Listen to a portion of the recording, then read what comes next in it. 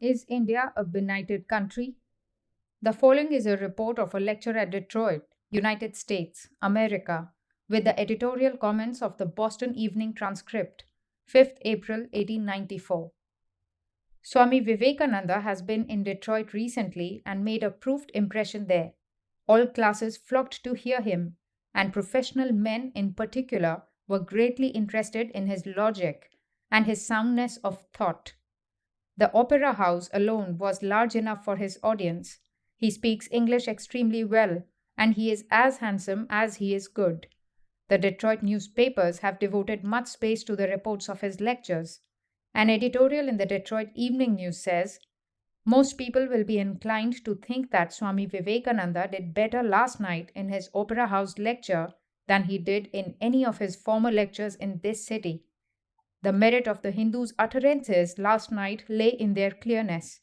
He drew a very sharp line of distinction between Christianity and Christianity, and told his audience plainly wherein he himself is a Christian in one sense and not a Christian in another sense.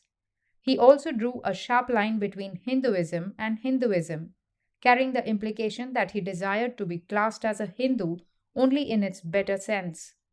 Swami Vivekananda stands superior to all criticism when he says, we want missionaries of Christ. Let such come to India by the hundreds and thousands. Bring Christ's life to us and let it permeate the very core of society. Let him be preached in every village and corner of India. When a man is as sound as that on the main question, all else that he may say must refer to the subordinate details. There is infinite humiliation in the spectacle of a pagan priest reading lessons of conduct and of life to the men who have assumed the spiritual supervision of Greenland's icy mountains and India's coral strand. But the sense of humiliation is the sine qua non of most reforms in this world. Having said what he did of the glorious life of the author of the Christian faith, Vivekananda has the right to lecture the way he has the men who profess to represent that life among the nations abroad. And after all, how like the Nazarene that sounds! Provide neither gold nor silver, nor brass in your purses, nor scrip for your journey, neither two coats, neither shoes, nor yet staves, for the workman is worthy of his meat. Those who have become at all familiar with the religious literature of India before the advent of Vivekananda are best prepared to understand the utter abhorrence of the Orientals of our Western commercial spirit, or what Vivekananda calls the shopkeeper's spirit, in all that we do, even in our very religion. Here is a point for the missionaries which they cannot afford to ignore.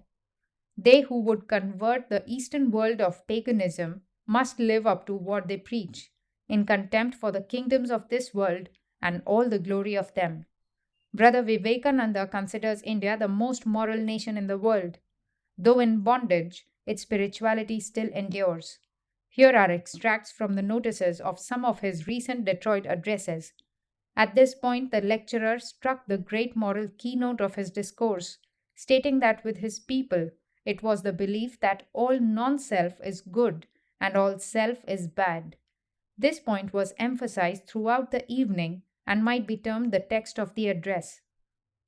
To build a home is selfish, argues the Hindu, so he builds it for the worship of God and for the entertainment of guests. To cook food is selfish, so he cooks it for the poor. He will serve himself last if any hungry stranger applies. And this feeling extends throughout the length and breadth of the land.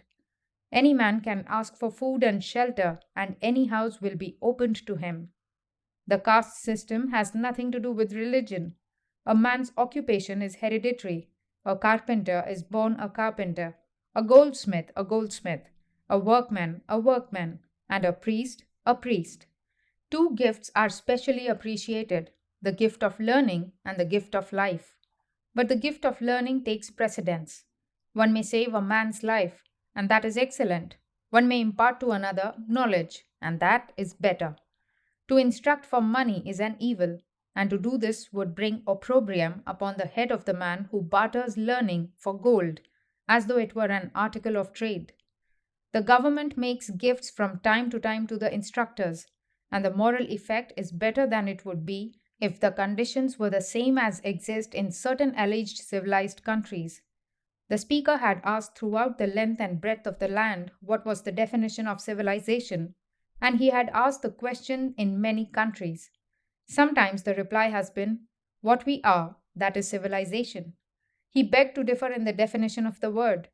A nation may conquer the waves, control the elements, develop the utilitarian problems of life seemingly to the utmost limits, and yet not realize that in the individual, the highest type of civilization is found in him who has learned to conquer self.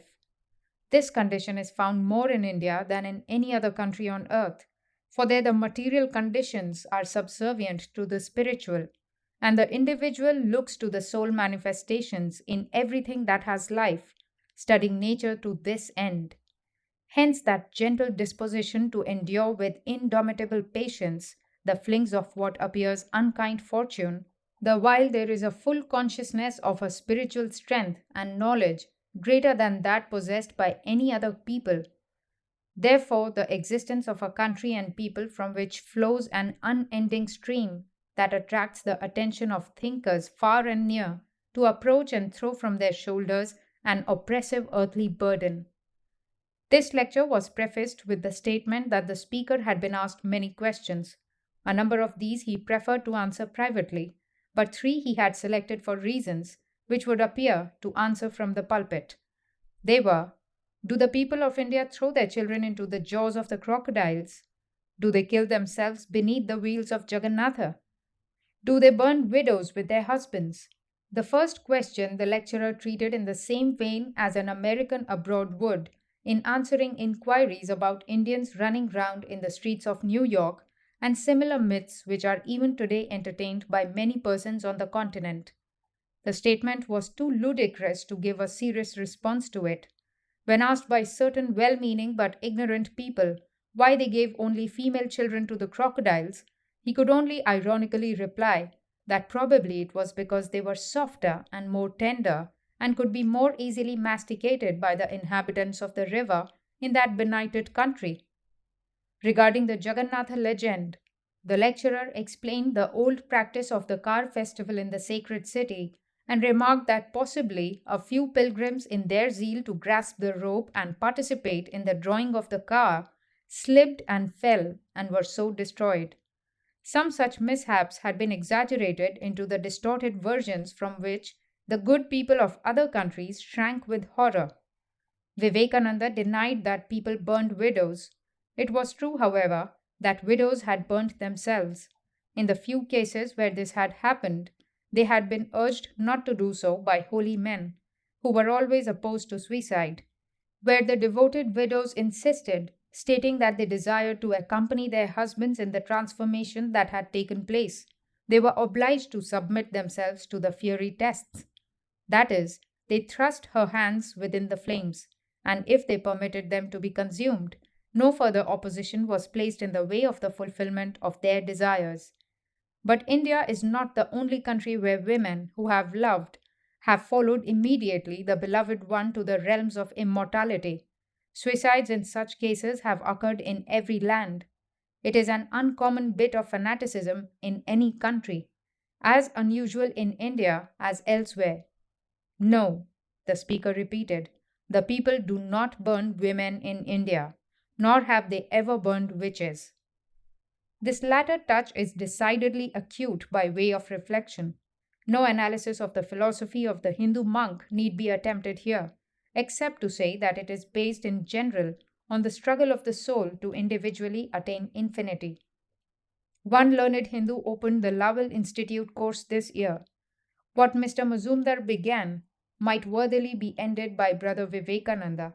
This new visitor has by far the most interesting personality, although in the Hindu philosophy, of course, personality is not to be taken into consideration.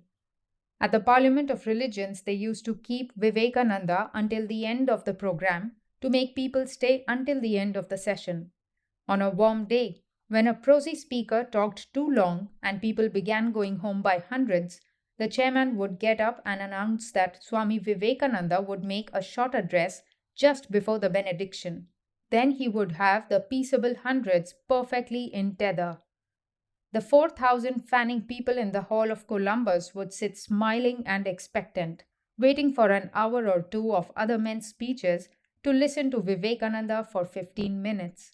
The chairman knew the old rule of keeping the best until the last.